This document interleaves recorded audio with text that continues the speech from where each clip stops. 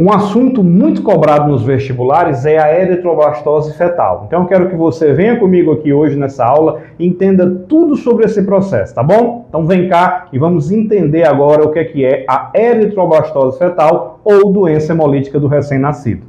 Bom, gente, então isso aqui é um tema bastante recorrente nos vestibulares e a gente vai falar sobre a questão da eritroblastose fetal. Primeiro, eu quero que vocês entendam que esse processo tem algumas condições de existência, tá? A gente vai focar nisso. Primeiramente, o filho tem que ser o quê? RH positivo. Essa é a primeira condição básica. A mãe vai ser de RH negativo, tá? Para que a mãe tenha esse processo de produção de anticorpos, né? Que na verdade são anticorpos anti-RH. E obviamente, se o filho é positivo e a mãe é negativa, o pai tem que ser o quê? O pai tem que ser RH positivo. Ok? Bem, a mãe, que no caso é RH negativa, ela precisa ser sensibilizada, ou seja, ela precisa ser exposta em algum momento ao fator RH. Essa exposição pode se dar através de um processo de transfusão ou uma primeira gestação com filho que seja RH positivo. A gente sabe que quando a mãe dá à luz, tá? Quando a mãe dá à luz, primeiramente, a criança vai passar aqui, né, nascer pelo canal vaginal ou não, pode ser um parto cesariano também, tá? Isso é indiferente. O fato é que quando há o descolamento dessa estruturinha aqui, tá? Essa estruturinha que vai ser a placenta, algumas hemácias dessa criança, desse primeiro filho que vai ser RH positivo, essa é a condição. Algumas hemácias positivas vão passar aqui para o corpo da mãe, tá? E o que acontece? Se essa mãe não tomar nenhum tipo de medicação para eliminar essas hemácias, ela vai começar a produzir os anticorpos. Então, a gente tem que a mãe começa a produzir o anti-RH por conta dessas hemácias da primeira gestação que passaram para ela, bom? E aí, numa segunda gestação de um filho RH positivo, não é uma segunda gestação em absoluto, porque a segunda gestação dela, a terceira, a quarta, pode ser uma criança negativa. Tem que ser o quê? Uma segunda gestação de um filho RH positivo. Então, aí esses anticorpos produzidos vão passar através da placenta e ao passar através da placenta, eles vão atingir, né, as hemácias do sangue da criança que são RH positivo, tá bom?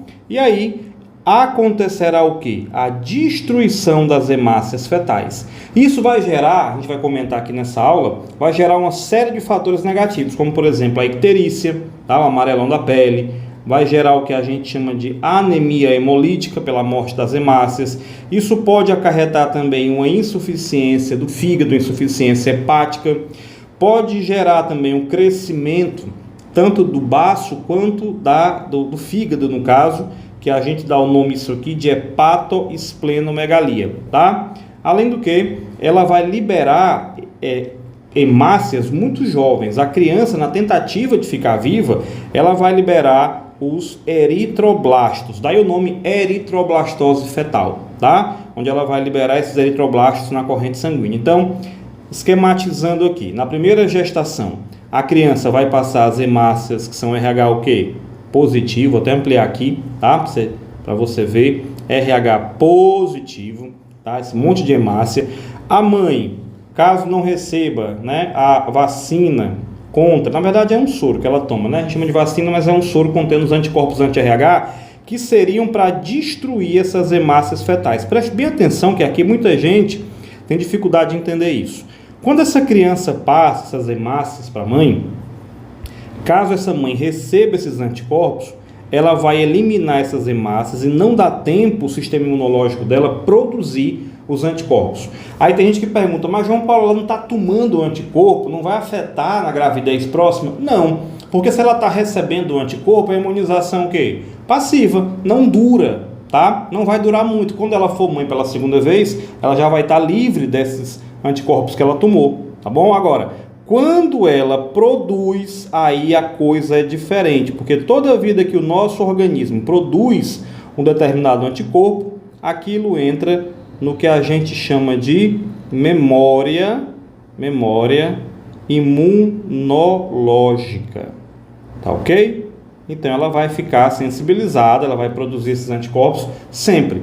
E aí, numa segunda gestação de uma criança que seja RH positivo, essa criança aqui, no caso RH positivo, esses anticorpos vão passar para a criança e, como você está vendo aqui, ó, vão se ligar às hemácias e vão destruir essas hemácias da criança, o que pode ser extremamente danoso para a criança, tá? Em mais um esquema você vê isso aqui, ó, a primeira gestação, que é a primeira gravidez, coloquei só para reforçar essa figura a mais.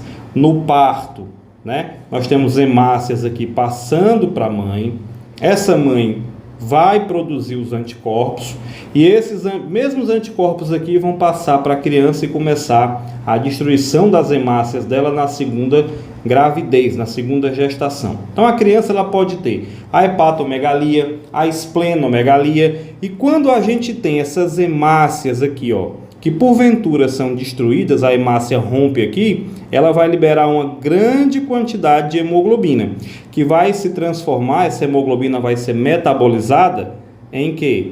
Em bilirrubina, tá bom? E essa bilirrubina, ela automaticamente vai se acumulando na pele, deixando a criança com os olhos amarelados, né? A pele amarelada. Isso aqui é que é o quadro de icterícia, tá bom?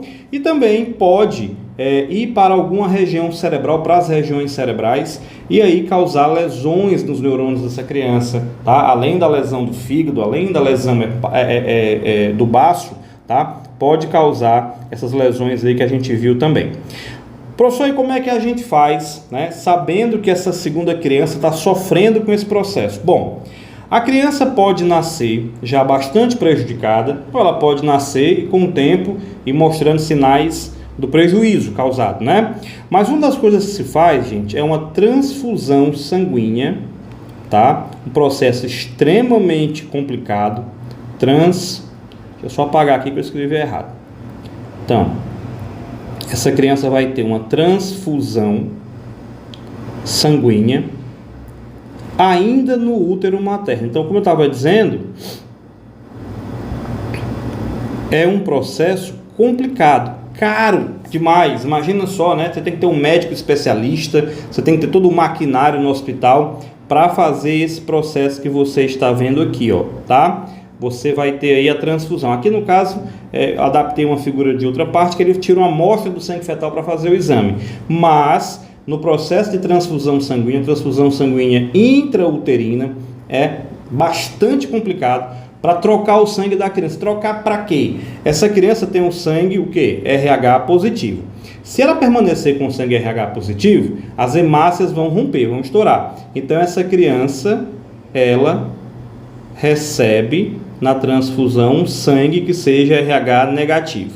Uma pergunta interessante isso aqui vai mudar o sangue da criança para sempre? De maneira nenhuma. Vai mudar temporariamente o sangue da criança, que aí as hemácias vão estar vivas, ela não vai ter problema nenhum com essa anemia, com essa falta de oxigênio, principalmente porque essa criança precisa de grande quantidade de oxigênio para o seu desenvolvimento, né? Principalmente porque ela tem um metabolismo muito intenso, muito acelerado, e depois ela vai passar a produzir o seu sangue RH positivo de maneira normal, só que ele já vai ter nascido, está fora, né, da mãe e está fora de risco também, ok? Então isso aqui é a eritroblastose fetal em detalhes para você. Se tem alguma parte dessa aula que você não entendeu, volta lá, assiste novamente para que você entenda como é que tudo isso aqui funciona, tá ok?